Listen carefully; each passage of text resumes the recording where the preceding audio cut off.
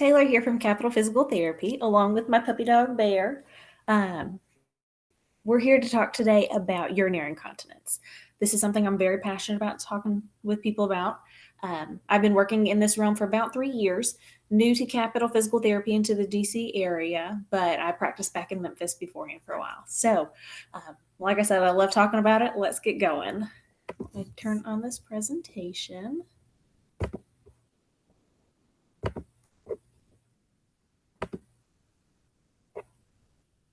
Okay. So present.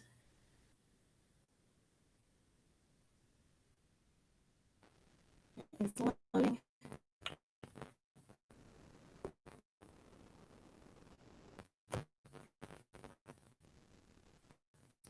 While this is loading, I like starting off with a brief anatomy lesson. So everyone knows this is a pelvis at the base of the larger pelvic floor muscles. Major systems that run through. You have your urethra for urinary function, vagina for delivering babies and sexual function, and your anus for bowel movements. Any balance in these systems, the muscles, the ligaments, your abdominal wall, they all greatly impact all the other ones. And so that's going to be a little bit of a recurring theme throughout this, is what's going on above and what's going on below. What do we need to do to best address this? So, urinary incontinence. A quick overview. So urinary incontinence is leakage of urine. Different types. Stress incontinence. Is it occurring with that cough, sneeze, laugh? Urge incontinence. Are you having leakage en route to the restroom trying to get there? A subset of this, urge frequency. Are you going too often? As soon as you get the urge, do you feel like you have to go? Functional incontinence. Are you having trouble doing the tasks that you need to do to get you to the restroom? Pulling down your pants, buttoning them up, actually physically getting to the restroom. You can have any combination of all these above as well. Factors that may contribute to your incontinence: muscle weakness or coordination of these muscles, your daily habits. We're very habit driven, and our bladder is very habit driven. So you just need to take a look at these different things to see, are you triggering a response that is kind of like a muscle memory type thing. And your caffeine intake. I'm not one to tell someone to stop drinking coffee, but factor in, if you have multiple cups, it's going to make you go more often.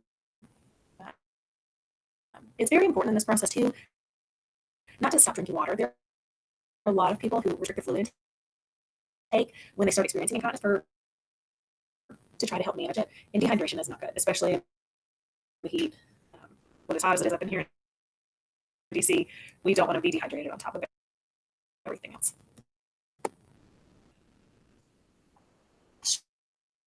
Stress incontinence. Okay, so the first one we're going to talk about, that is leakage of urine caused by a cough, a sneeze, a laugh, any sudden quick movement. If you're running, exercising, the list goes on and on. This is typically caused by pelvic floor coordination mixed with abdominal wall weakness. Most people develop this postpartum, and then it might continue on throughout life after they've had babies because of that combined abdominal wall weakness with the pelvic floor coordination. But needless to say, this is not the only reason it might be elicited. Overactive muscles can also help prevent the body's normal engagement of these muscles. So if we're stressed and clenching or squeezing to prevent leakage, it can worsen it. Stress is a huge factor in stress incontinence. One friend of my friends back in PT school, she's given me permission to tell this story. She's actually a pelvic floor therapist now too. She was really stressed. We had a bunch of exams going on. She was in a wedding. She went to go get a spray tan, ended up sneezing, had a little bit of incontinence, and it streaked out her first spray tan. That was because she was really stressed and all that time. She knows that her pelvic floor was tightened up and clenched so much, and that's what led to her incontinence there. The biggest thing I can tell you with stress incontinence is to make sure you're breathing with activity. Exhale through your effort. So much of what we do, we hold our breath with doing without thinking. And when that happens, it puts a big downward pressure on the pelvic floor, and it's going to lead to those muscles giving a little bit and having a little bit of incontinence. So exhale through your effort. Incontinence. This is leakage in the presence of an urge en route to the restroom.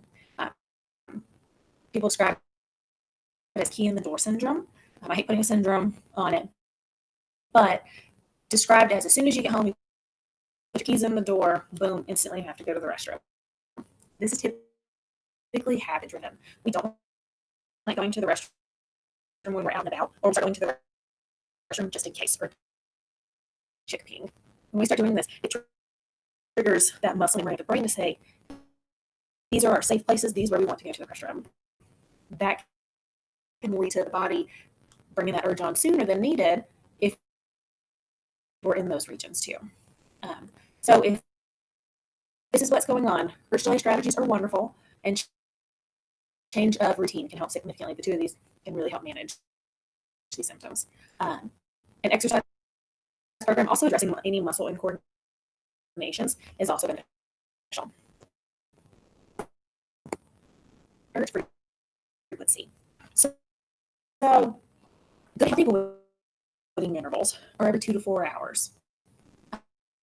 There are some people who go all day long without going to the restroom. There's some people who go every 30 minutes. 8 hours is too long. 30 minutes is way too short between intervals. 2 to 4 hours is that good realm. Urge delay strategies and habit modification are really beneficial to help delay these urges.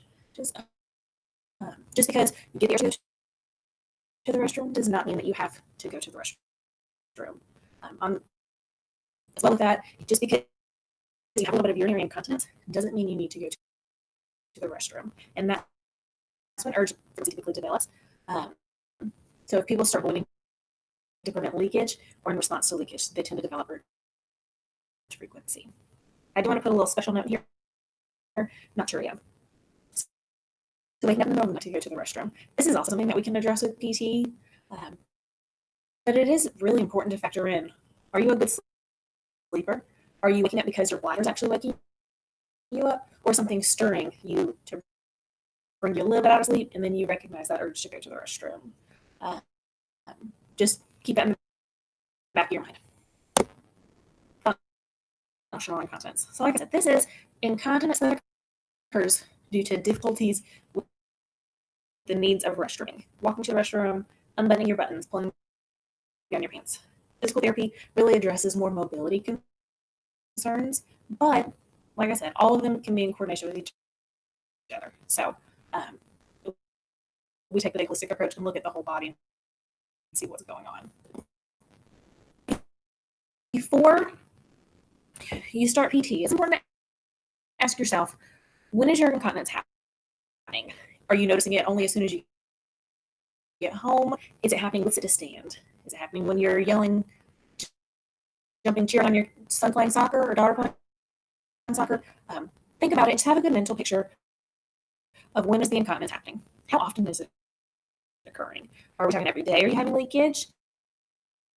Every time you work out? Every once a week? Or once a week?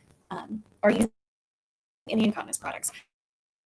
Pads, liners, some people use poise. Are you using any of these things? And if so, how many per day are you using? Because this is a judge, or something that we can use to judge progress with physical therapy. You're going from using 3 liners a day to 1 just as needed. You know, that's a functional gain, and we track progress in that regards. How long do you go to the restroom for urination? If you're one of those people who doesn't go while out and about, and it ends up being 4, 5, 6, 7 hours between trips to the restrooms, the floodgates are going to break eventually. Is this the source of your incontinence? What does your daily fluid look like? Like I said, I'm not going to tell you not to drink coffee, but it's something to factor into the back of your mind. Coffee increases the body with caffeine, or increases awakeness with caffeine, but it increases the body's awareness of urges too. But are you drinking enough? Are you drinking too much? We just got to take a look at your daily fluid intake. And what is your goal specifically? That is something, I mean, some people just want to be able to manage it. Some people say, no, let's get rid of it. Whatever it may be, we want to address your needs. Okay, with you.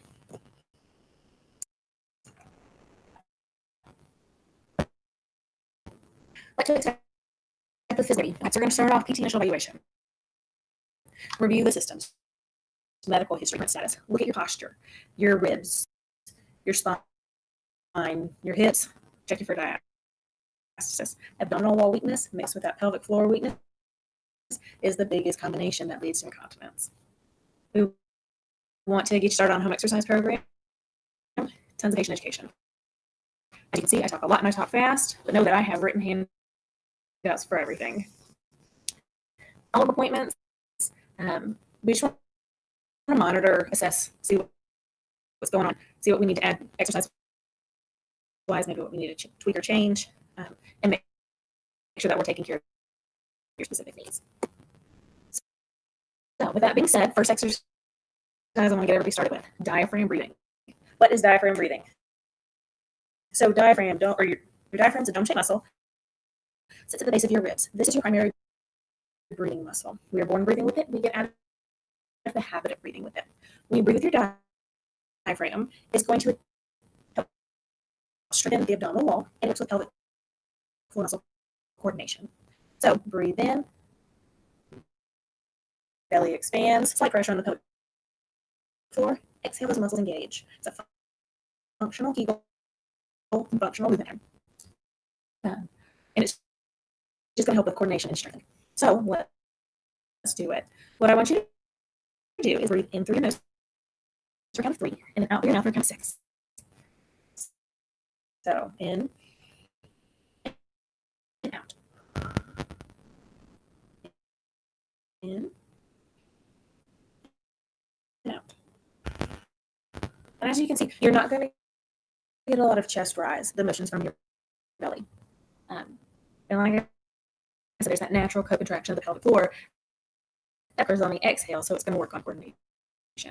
So definitely perform this 1 to 3 minutes 3 times a day, just as a good jump start working on strengthening of the abdominal wall and coordination. Something else that is needed for incontinence is examination and relaxation. So it is important when you perform Kegels to make sure that you let your pelvic floor muscle completely relax in between reps, just to make sure the muscle is fully moving and doing what it needs to do. So something that is a good exercise to help with relaxation and allowing those muscles to just fully relax and open is child's pose, that top picture.